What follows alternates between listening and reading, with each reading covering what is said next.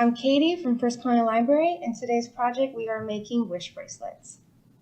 What we're going to need is beads, hemp twine, a ruler, scissors, and the clipboard. Most importantly, when you're working with your cord and your beads, we have to make sure that the bead does fit onto the cord itself. You don't always have to use either hemp or twine.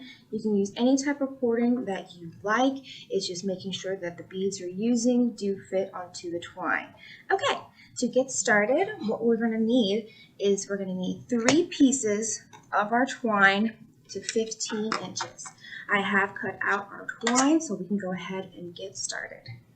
Now, I do say 15 inches, and that is longer than the average wrist and or ankle, but we do need the extra length when it comes to the braiding and to the bead itself. And then it's okay that we're going to have extra length, and so that way when it comes to tying off our bracelet and our anklet later on, we do have the extra length to hold on to. Okie doke. So to start off with, once we do have our length, we'll go ahead and find each end, make sure they're all equal.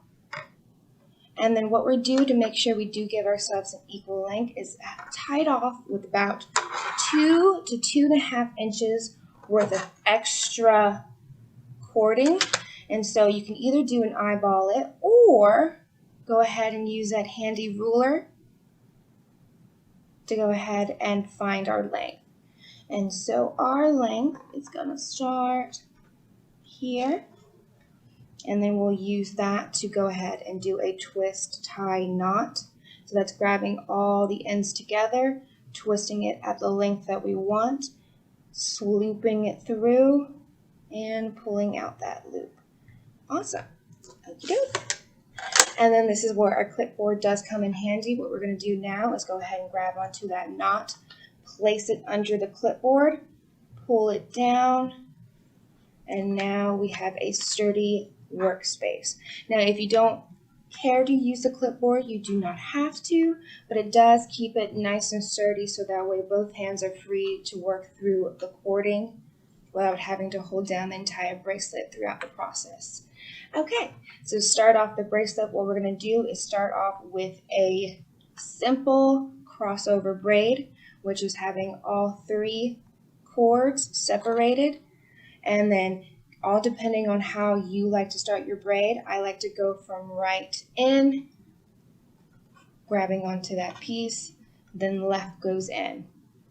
And you can do it vice versa, of left going right, all depending on how you make your braids. And then what we're going to do now is we're going to continue doing that simple braid all the way down to about 3 inches.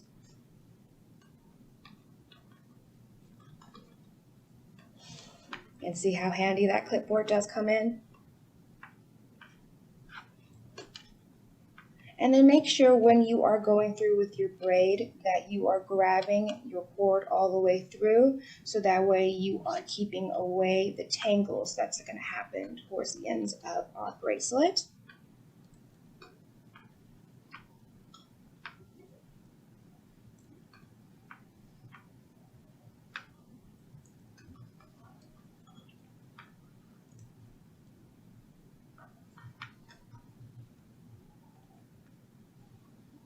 And I know for some experts, this simple braid can go a lot quicker for you than it does for me. Okay, and again, you can eyeball that length and just know where you want to stop, or again, you can always use that handy dandy ruler to make sure we are at our 3 inches. And I believe we're a little bit past, but that is okay. Awesome, right at it. Okay, so now that we are at our 3 inches, again, we're going to go ahead and separate all 3 cords. And now we're going to make sure that this cord here that overlaps on the top stays on top. Okay. Now we'll go ahead and grab on to the end of the braid to hold it from keeping it unraveling. We'll grab onto the one that's supposed to go overlapping and hold on to that strand, take the end, and hold it to the end of the braid, securing the braid and also the cord that we are going to place the bead on. And so now we can go ahead and grab onto our beads, whatever beads that you care for. We can do rainbow, we can do one solid color, whatever floats your boat. But I'm going to go ahead and grab onto my light blue bead, feed it through the cord, and then now that it's fed through, what I'm going to do is grab on with that same thumb, holding onto the bead to pull the cord all the way through. Now that the cord is all the way through, now we have the bead on the outside cording that's supposed to go towards the center. So we're still going to move it towards the center, moving the bead at the end of the braid. And so now that center cord is now your right hand cord. And now the bead is dead center. And now what we're going to do is grab onto the left hand cord, and we're going to secure the bead by placing it underneath the bead on top left. So that way you are locking it into place and it's keeping it from moving down onto the cord. And so now we have it secure. What we're going to do is put our thumb over the bead, holding it in place, and then also holding the cordon together with wraps. And so now we have that right side thread. Go ahead and do the same, holding it with our thumb that's also holding onto the bead, and we're going to feed onto another bead. Same process, we're going to hold onto that bead with the thumb while we pull out the cord, and now the cord is through. So you can see now that we have two beads right next to each other. So now what we're going to do is put that bead, our second bead, underneath the first by lapping over the right hand cord towards the center. And so now, same deal, we're going to go ahead and grab onto that left hand cording, and keeping it in place, we're going to go ahead and flip it into the center. Now see, it's important that we're holding onto all the cords, otherwise the bead will free itself and start to pull down. So while we're going ahead and trying to feed to the second bead, we're going to put our thumb over both beads, holding them into place, while we again feed onto the third bead. And once the third bead is fed through, we pull that cording out again. And again, you see the beads that are right next to each other. So we're going to go ahead and move that right hand cord to the center, forcing the bead underneath the second bead, and locking it in place with the left hand cord right underneath. And we can start seeing the pattern. Awesome. Okay, and so now we're going to continue this pattern, holding on to all the beads, keeping them in place, threading the bead through the cord, pulling the cord all the way through. See that pattern going in.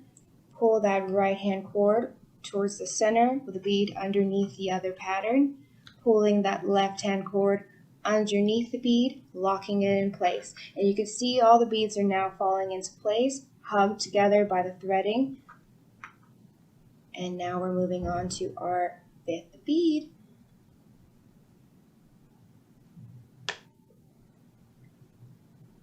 Fifth bead in place, pull it through, right thread goes underneath towards the center, pulling the bead right underneath the cord, hugging it into place, pulling the left side into the center, locking that bead into place, holding down the beads from slipping, and now we're feeding in that sixth bead.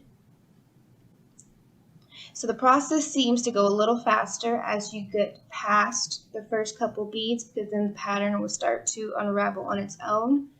And why we're holding on to the threading is so that way we're keeping all hands at the ready for the next bead to feed through. And so sometimes here at the end, they're going to try to unravel themselves. So you can go ahead and just twist it together and feed through the bead.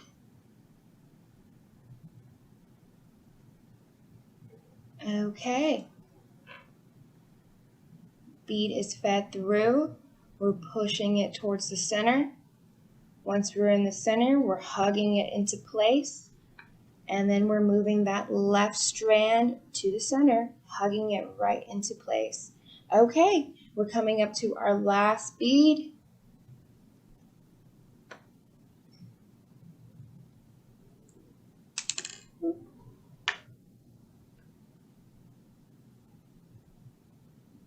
And it's fed through. Grab onto the bead, pull it through, pulling it underneath the other bead, and locking into place with the left side. Okay, so now all 7 beads are into their pattern. They're all snug into their own individual spaces. Now we can go ahead and end off the bracelet with the simple braid that we started off with. So we'll make sure we're holding on to that last bead to keep it nice and snug into its place. And starting off our simple crossover braid once again. And again, you can go ahead and make your braid as loose or as tight as you see fit. It does give it a different look with each custom pattern, but your look is up to you. And do you know that the thicker cording is going to have a nicer look when it's loose, and the thinner cording that we're seeing here has a better look when it's tighter. So it gives it a more of a clean look. As we finish off our braid, we're going to go ahead and do the same length of 3 inches.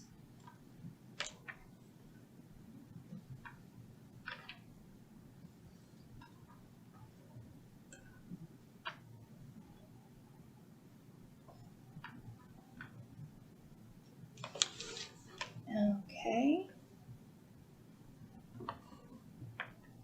And here's our handy dandy clipboard coming in handy, holding down our bracelet as we're finishing up our braid here. Now that's looking close to 3 inches. Let's take a look with our ruler. Let's do a couple more.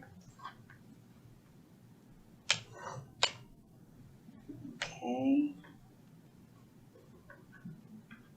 Fantastic. Okay, so now we're closing off our bracelet with that same loop knot, grabbing it over and knotting it through the ends. Ooh, let's not lose our hair. There it is. Okay. And that's a little loose on my end. I'll go ahead and do one more knot, just to make sure we don't lose the tightness of that braid. Great. Okay, and that is the tutorial on the braid itself. So now we do have our wish bracelet.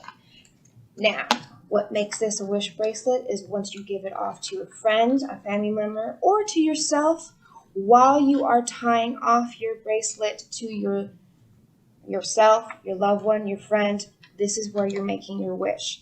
So it could be their wish or your own. And the point of here is that after a few weeks of wearing the bracelet itself, through the shower, through swimming, through sweat, any type of activity that you're doing, these beads itself are going to start to pop out of place. And that's okay.